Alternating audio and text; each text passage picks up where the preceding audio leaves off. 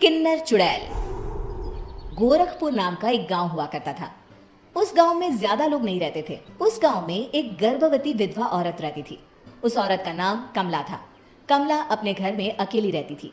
उसके पति की सारी जायदाद उसके नाम हो गई थी, पर सभी गांव वाले उस औरत को मनहूस औरत समझा करते थे और सभी उससे नफरत किया करते थे। एक बार कमला राशन की दुकान पर खाने का सामान खरीदने जाती है। भैया जी, जरा 1 किलो दाल चावल देना। अरे हाय हाय हाय हाय हाय, अरे मनहूस औरत, मेरी दुकान में अपशुगन करवाने आ गई क्या? हैं? चल जा यहाँ से, मैं कुछ नहीं देने वाला तुझे। भाग भाग यहाँ से, चल जा, निकल। भैया जी, ऐसा मत कहिए, मैं गर्भवती हूँ, मुझे खाने की बहुत जरूरत है, मुझे खाना दे दीजिए। दुकानदार कमला को वहां से धक्के मारकर भगा देता है। तभी कमला रोते रोते उस गांव के किन्नरों के इलाके में आ जाती है। गांव वाले किन्नरों को उसी इलाके में रखा करते थे, क्योंकि वो लोग किन्नरों को पसंद नहीं करते थे और उनके इलाके में रहने से मना करते थे। तो किन्नरों ने उसी गांव में अपना एक इलाका बना लिया था। जब किन्नर लोग देखते हैं कि एक गर्भवती महिला रोते रोते उनके इलाके में आ गई है, तो सारे किन्नर कमला के पास जाकर उसका हाल पूछने लगते हैं। क्या हुआ बहन, तुम्हारी गर्भवती अवस्था में इतनी बुरी हालत कैसे है? तुम रो क्यों रही हो? तुम डरो मत, हम तुम्हें कोई नुकसान नहीं पहुंचाएंगे। तुम शांत होकर सब बताओ कि हुआ क्या है। मैं कमला हूँ, मैं गांव के दूसरे इलाके से आई हूँ। 2 महीने पहले ही मेरे पति की मौत हुई है। मुझे गांव के लोग मनहूस मानते हैं, क्योंकि मैं विधवा हूँ और गर्भवती भी। वहाँ के लोग मुझे खाने के लिए कुछ बेचने के लिए भी तैयार नहीं, जिससे मेरा गुजारा नहीं हो रहा था। कोई बात नहीं कमला, हम तुम्हारा ख्याल रखेंगे।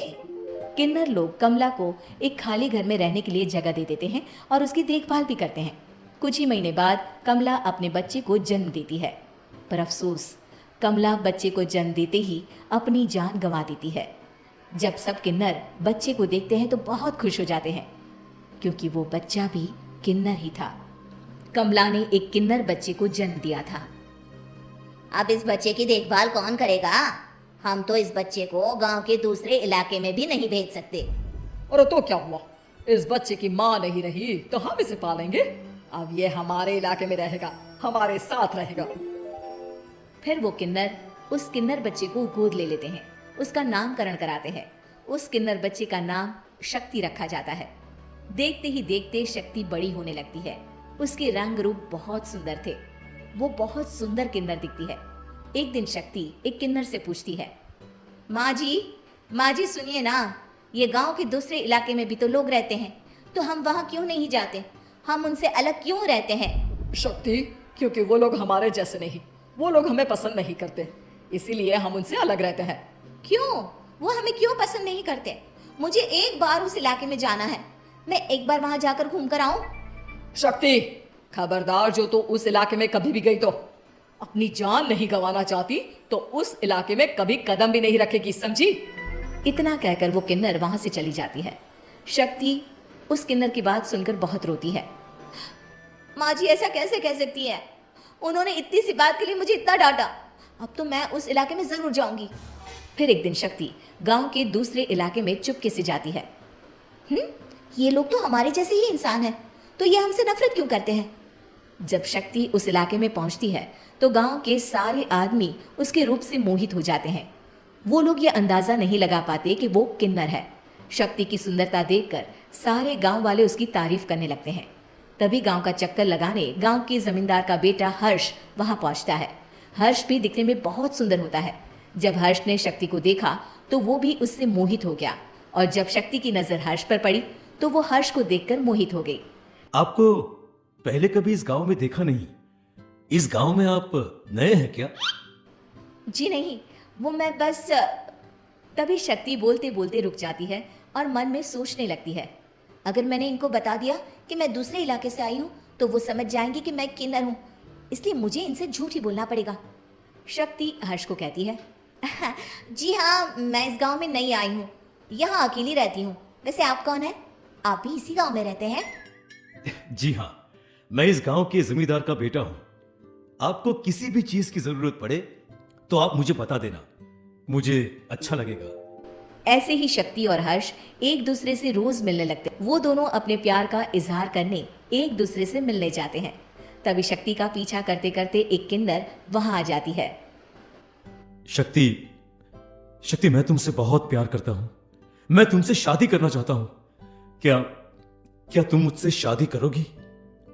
हाँ हर्ष, मैं तुमसे शादी करूंगी, पर मैं तुमको अपने बारे में एक सच्चाई बताना चाहती हूँ जो मैंने तुमसे छुपा कर रखी है। तभी उनके बीच में ही वो किन्नर आ जाती है। शक्ति, तेरी हिम्मत कैसे हुई ऐसा करने की?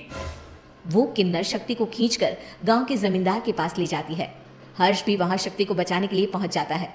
जमींदार शक्ति और हर्ष के प्यार के बारे में सुनकर गुस्से में आ जाता है और शक्ति को गांव के बाहर निकालने की सजा देता है। शक्ति ये बात सहन नहीं कर पाती और कुएं में कूदकर अपनी जान दे देती है। जमींदार हर्ष की शादी गांव की एक लड़की से करवा देता है, पर हर्ष इस शादी से खुश नहीं होता।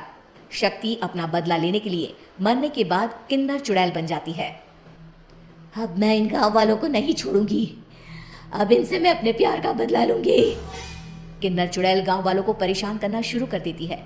एक बार वो रात को गांव के खेतों में पहुंच जाती है और वहां आग लगा देती है। सारी फसल जल के राख हो जाती है। जब एक आदमी रात को उठकर देखता है कि खेत में आग लग गई है तो वो वहां पहुंच जाता है। वो देखता है कि खेतों के बीचों बीच एक किन्नर चुड़ैल खड़ी है और वहां खड़े होकर ताली बजा रही है। गांव वाला किन्नर चुड़ैल को देखकर बेहोश हो जाता है। जब सुबह उस आदमी को होश आता है तो वो सीधा जमींदार के पास जाता है। अरे जमींदार साहब, अरे वो किन्नर चुड़ैल ने मेरी सारी फसल जला दी। अब मैं क्या करूंगा, क्या होगा मेरा? जमींदार चुड़ैल किन्नर का नाम सुनते ही सब कुछ समझ जाता है। अब वो बहुत डर जाता है। उसी रात को जब जमींदार डर के मारे अपने कमरे में सो नहीं पाता, तभी वहां अचानक से किन्नर चुड़ैल आ जाती है। किन्नर चुड़ैल जोर जोर से जमींदार के आगे खड़ी होकर हंसने लगती है और ताली बजाने लगती है। जमींदार उस डरावनी किन्नर चुड़ैल को देखकर बहुत डर जाता है। तूने मेरे साथ बहुत बुरा किया, अब मैं तुझे जान से मार दूंगी। नहीं नहीं नहीं नहीं नहीं, मुझे माफ कर दो, मुझे मत मारो। मैं कभी ऐसा दोबारा नहीं करूंगा। अब तुम जो बोलोगी वही मैं करूंगा। ठीक है, मैं चाहती हूँ कि किन्नर इलाका गांव के इलाके से जुड़े और गांव का कोई भी आदमी किन्नर समाज से द्वेष ना करे, उससे नफरत ना करे, नहीं तो मैं सारे गांव को मार दूंगी। और तुम गांव में एक नया कानून बनाओ कि अगर किसी ने भी किन्नर समाज को हानि पहुंचाने की कोशिश भी करी या इनसे भेदभाव करने की भी कोशिश करी तो उनको कड़ी से कड़ी सजा मिलेगी। हाँ हाँ हाँ हाँ, मैं ऐसा ही करूंगा। तुम जो बोलोगी वो मैं करूंगा, पर मुझे जाने दो प्लीज। तब वो किन्नर चुड़ैल वहां से चली जाती है। गांव का जमींदार किन्नर चुड़ैल का कहा मानते हुए दोनों इलाकों को एक कर देता है और नया कानून भी लागू कर देता है। तब से वहां किन्नर समाज और बाकी गांव वाले शांतिपूर्वक रहने लगते हैं।